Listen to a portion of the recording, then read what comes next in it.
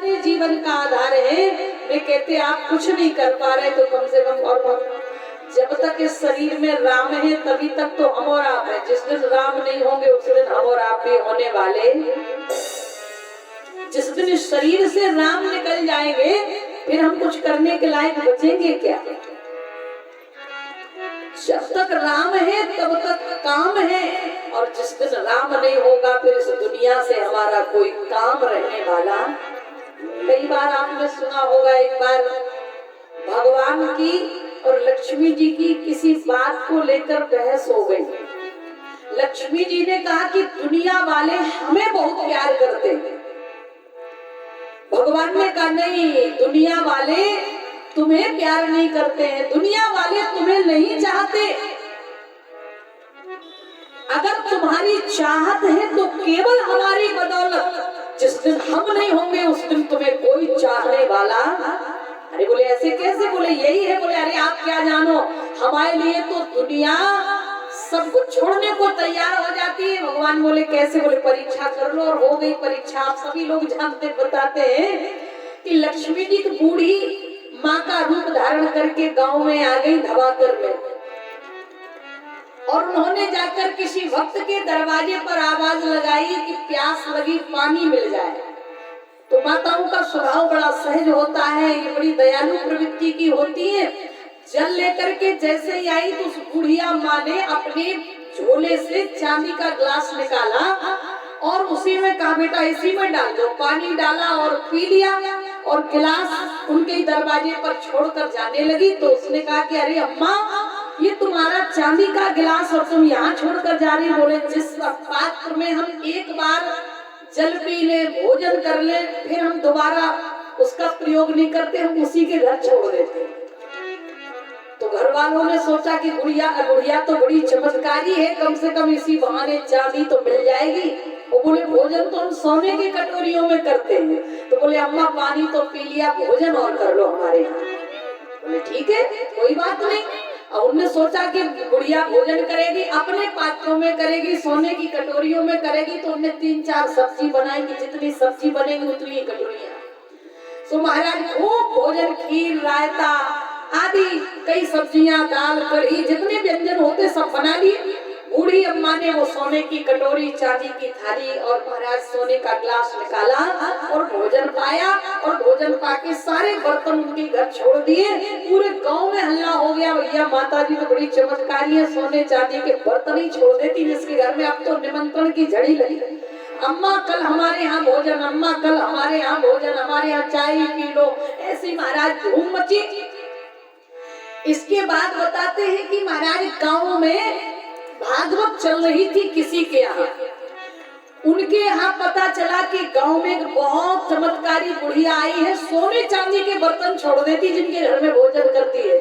तो जिनके घर में भागवत हो रही थी, पंडित जी रुके हुए थे, भागवत के 3 दिन हो चुके थे। पंडित जी के जलवा थे महाराज, सुबह काजू किशमिश का दूध, बादाम का हलवा, अनेक प्रकार के भोजन जजमान करा रहा था। लेकिन जैसे जजमान को पता चला कि गांव में बुढ़िया बड़ी चमत्कारी आई है जो सोने चांदी के बर्तन छोड़ देती है, तो महाराज जजमान ने पंडित जी को छोड़ा और अम्मा के पास गए। बोले अम्मा आज निमंत्रण हमारे घर में भी, हमारे घर में भागवत हो रही है।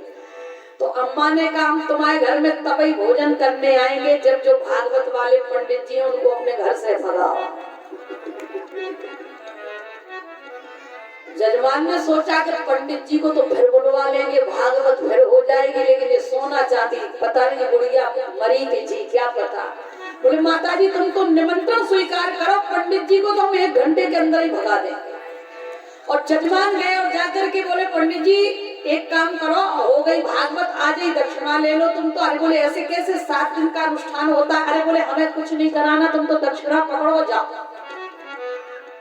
पंडित जी कोई और नहीं स्वयं भगवान थे। भगवान समझ गए कि लक्ष्मी जी का आगमन हो गया, भगा दिया पंडित जी को। पंडित जी पकड़ो, जो सब कलसिया जो सामान रखा सब ले जाओ। पंडित जी ने सामान बटोरा और चलने लगे। लक्ष्मी जी वो तो स्थिर नहीं है, आप सभी लोग जानते, इसको कितना भी पकड़ने का प्रयास करो, लक्ष्मी चंचला है।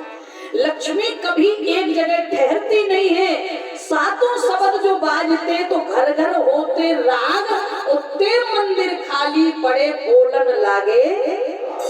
जिन घरों में तिजोरियां सोने और चांदी में भरी रहती थी, आज कानों के लिए बाले मुश्किल पड़ रहे हैं महाराज। और जिन घरों में खाने के लाले पड़े थे, उन घरों में रहीशियां दिखाई दे रही है। परिवर्तन का जीवन ही माने जमाने परिवर्तन का। लक्ष्मी कब किसके घर चली जाए और कब किसके घर से निकल जाए।